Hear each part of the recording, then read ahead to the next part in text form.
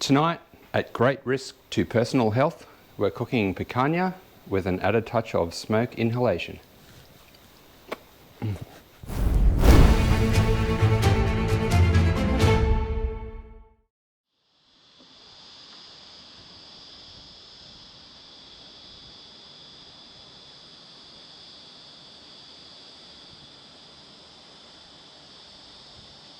Welcome back to Rolling Flame. Here we go, lighting up some charcoal. Tonight we're doing rump-cap.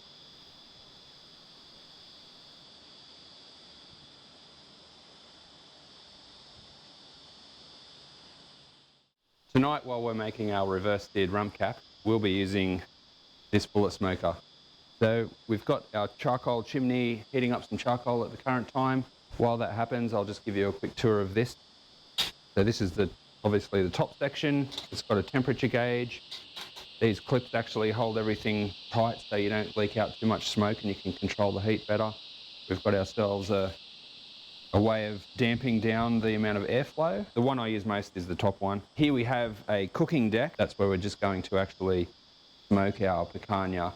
We're going to do that to 120 Fahrenheit because that's just getting ready for a perfect medium rare finish when we sear the steak. This is our next level. A lot of people will use water in here, which is fine. I find you just can't get the temperature up very high. And that's actually what people want sometimes, depending on what you're smoking. So down to the bottom of this, that's where we're going to put our fuel. We just put half a chimney of briquettes in there. And then when I finish this, I'm going to put some additional, pre-started briquettes in, and I'm actually going to put some sticks from the bush so that we've got a really aggressive steer, good flames going on.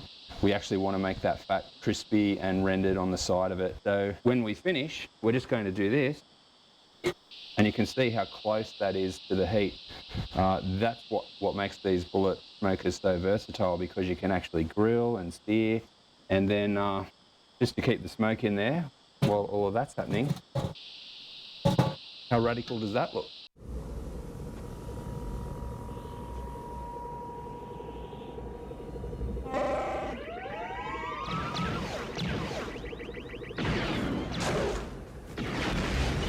It's a pretty cool little device. It's sort of like a mini Weber barbecue. Yeah, so this cut of meat in Australia, we call it a rump-cap. In Brazil, they call it picanha, which is the national cut, the barbecue cut, as I understand it to be. Usually they will slice it along the grain, put it onto a giant skewer and cook it over the coals. Although they do it a range of different ways on a Brazilian barbecue. Who knows, maybe one day we'll make one of those.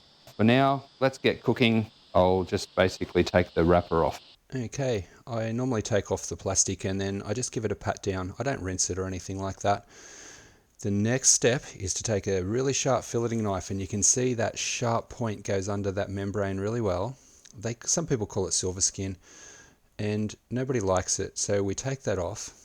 If it's there, the salt won't penetrate into the meat, and it's not got a nice texture either.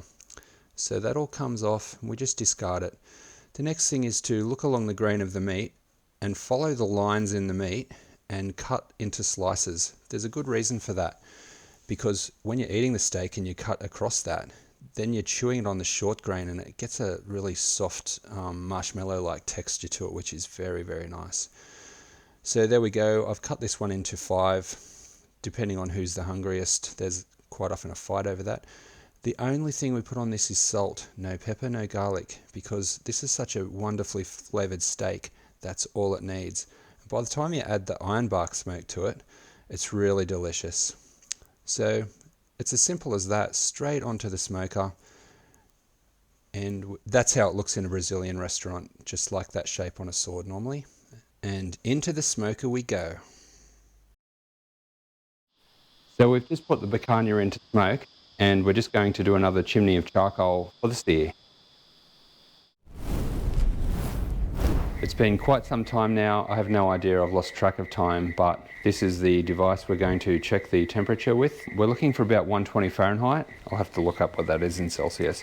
So now look at this color. So they look kind of rubberized. So 112, 115. Yeah, so we're pretty much hitting that 120. Let's just do it. 1, 2, 3. Yep. 121, 120. 124. So it looks like it's hotter on the edge. There you go, it is hotter on the edge. So I'm just going to rest those now in an aluminium tray. Oops. Resting time. Look at that. Wow, look at that. Yum.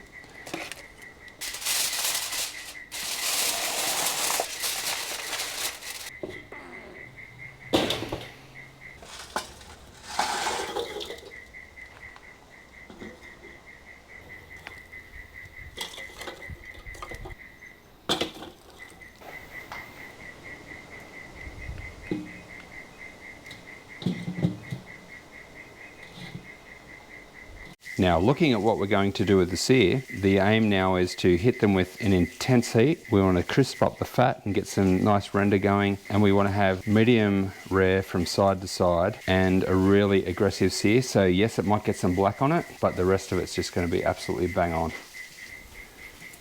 Get ready for some smoke. Boom. Super hot. Get ready for some sizzle. Actually, let's just let that light.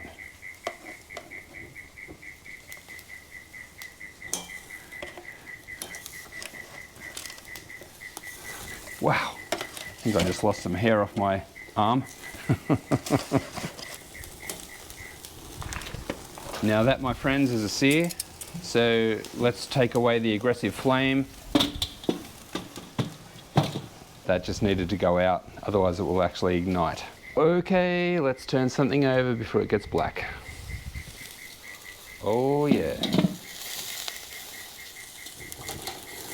There we go. Just going to leave that under flame for a sec. That's going to render the fat beautifully, but I don't want it to go black, and that's what this is for. 1, 2, 3. Okay, this is such a quick sear. Let's just, okay, we don't have blackness yet. Let's just do the fat. Oh, it's going to be so nice. Trust me on this. People keep requesting this steak. Fire's coming. Looks like a lot of smoke, but trust me, this is going to be so delicious. Medium rare from side to side, ironbark smoke on the outside, bit of rendering on the fat. It's an aggressive way of cooking. Gee whiz. Drop and roll, I say. Come up here. I don't think we've ever had that much smoke in there. So we've had a lot of smoke, but never that much smoke. So, medium rare is probably about 135-ish, give or take. It's going to be delicious anyway, super juicy, great quality product here. Let's take it out. Boom. Oh yeah. Put the, can't even see. Oh wow. Oh, oh yeah. Look at that, sizzling, bubbling away. Oh, it's got that char on it. Wow.